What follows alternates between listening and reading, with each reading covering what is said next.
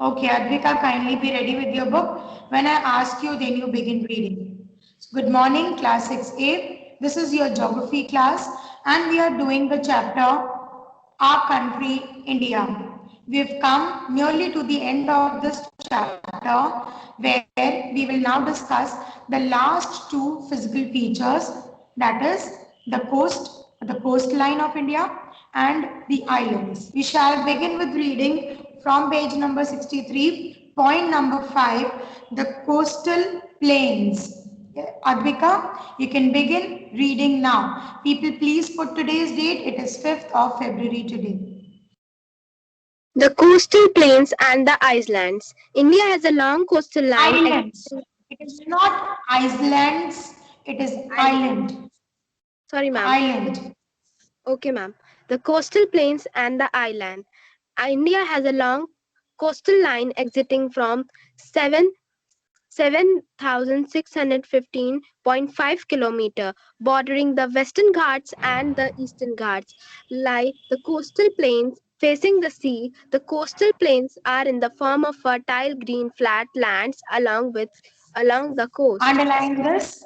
They extend for 7615.5 kilometers.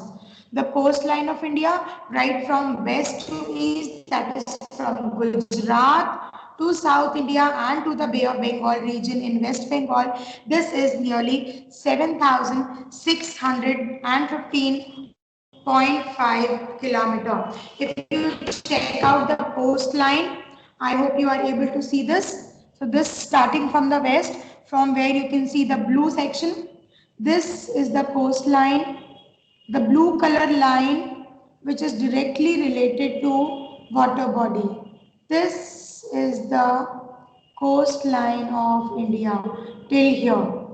So all this region is 7,615.5 kilometers, and along the coast we have Gujarat, a little portion of Rajasthan, then Gujarat, Maharashtra, Goa, Andhra Pradesh, Tamil Nadu, Kerala, Karnataka, and similarly on the west side we have West Bengal region till here. So this is the coastline of India.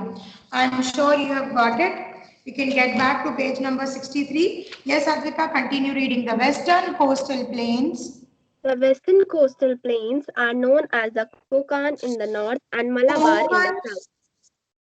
Konkan in the north and Malabar in the south. The western coastal plains are it is the Konkan range in the north and it is called the Malabar range in the south. Okay, ma'am. The western coastal plains are narrow. The eastern coastal plains are known as north. Ma'am, what is this? Northern Sircars. Sircars in the north and Coromandel coast in the south. The east flowing rivers and it is called as the Coromandel.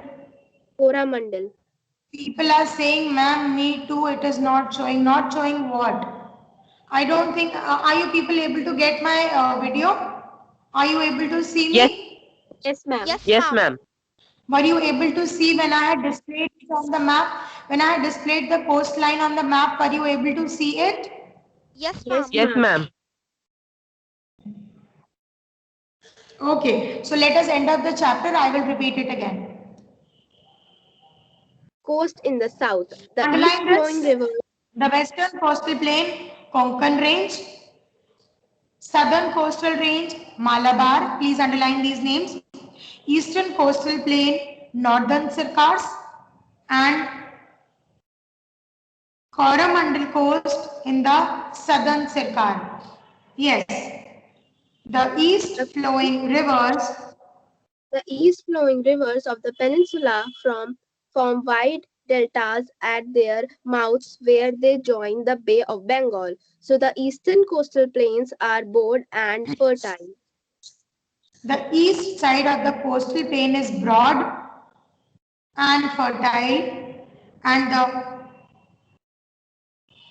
the western coastal plain is a narrower region. It is also a peninsular region because I have told you it is triangular in shape and it is sided by the Bay of Bengal, the Arabian Sea and the Indian Ocean from the three sides. Importance of coastal plain. Now, why is the coastal plain important? Importance of coastal plains. The coastal plains are fertile. They support farming and fishing. The sea beaches Climate. attract. They are fertile. They support farming and they support fishing. Fishing, of course, we know that the seafood is a very prominent when we go to places like Maharashtra, Goa, and the south of India. And they support farming and fishing. Ma'am, what is the Fishing is page also number? very much supported, and farming is also supported, particularly farming of coconut, farming of dates, farming of rice.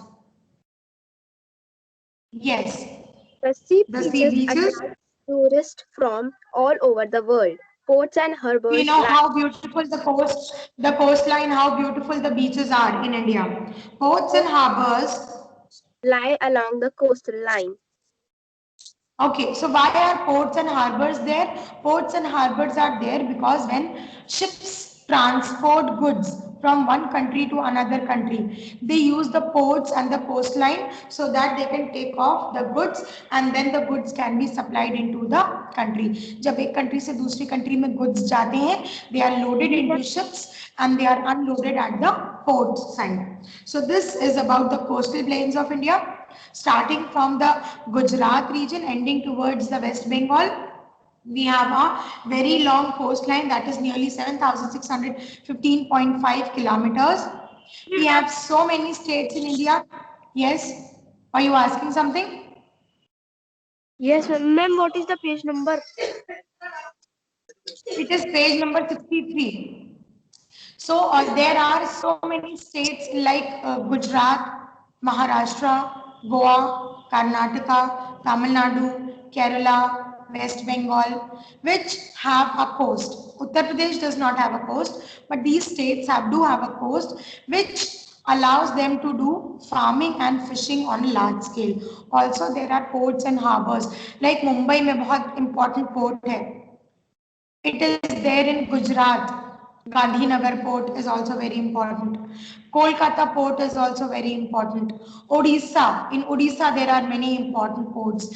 So all these help in import and export of goods through transport of material by the ships. Let us do the island section. Yes, Advika, continue reading with islands. Island. Islands. The Andaman and Nicobar Island lie to the southeast of India, mainland in the Bay of Bengal. The Lakshadweep Island lie in the Arabian Sea of the coast Andaman and Nicobar, underline. Andaman and Nicobar lies in the Bay of Bengal and Lakshadweep lies in the Arabian Sea. of the coast of Kerala. These two groups of islands are part of the Indian Union. The Andamans and Nicobar are formed of the Great Andamans, the Little Andamans, and the Nicobar Island. There are groups of numerous big and small islands. The Why tsunami is of it called Andaman and Nicobar group of island? Because that is not one island. Andaman and Nicobar is not one. But there are several small islands which are connected together. If you check out the Andaman and Nicobar section, I request you turn to figure 7.4, page number 60. Can you see the Andaman and Nicobar island section? There is many dots combined together. Can you see? Small dots and small white patches are there. All these are several small islands joined collectively called as the Andaman and Nicobar group of islands. While if you observe towards the Arabian Sea side, you will observe there are several small dots which count for the Lakshadweep group of islands. Yes, please continue. The tsunami of 2004. 2004 had caused great destruction in these islands. Okay, please underline the term. Andaman and Nicobar is in Bay of Bengal. Lakshadweep is in Arabian Sea. Okay, turn the page. Page number 64. Advika, read out the last portion. The Lakshadweep is formed of coral deposits. It is in a form of Deposits. Coral deposit. deposits. Okay, ma'am. It is in form of an untold, a ring-shaped coral island on the Arabian Sea. We are now Now you aware. see, there are certain deposits of minerals which are called as corals. And here is a huge deposit of corals. in the Lakshadweep group of islands. We are now aware about the different physical divisions of India. Each region complements the other and makes the country rich in Complements the other. natural resources. The diverse physical unit of India have influenced the general life of the people, yet they are in or overall Overall unity that binds the region. binds region. Each region depends on the other, and the interaction of the people binds them social and cultural. While food comes from one part, minerals come from the other, everything is shared by the entire country. Hence, we can proudly say that India is a land of unity in diversity. Okay, by reading out all these 6 sections of different physical features, we can now state India is a land of huge mountains also, vast plains also. India has a coastline also. India has a peninsular plateau region also. India has uh, coral seashores. India has islands. India has a desert. India has deltas. So there is a vast variety of physical features, and therefore we call this unity in diversity. Did you know the only active volcano of India is the barren island, which is in the Andamans? Underline this. Coral polyps are the tiny sea creatures who protect themselves with the skeleton of calcium carbonate. When they die, the skeleton pile up to form a reef. A coral atoll is a ring-shaped island made of corals surrounding a lagoon. What is a lagoon? A lagoon is a small portion of a sea which is surrounded by the sand. Sand से सब तरफ से surround हो गया और छोटा सा एक lake जैसा बन गया sea के water से.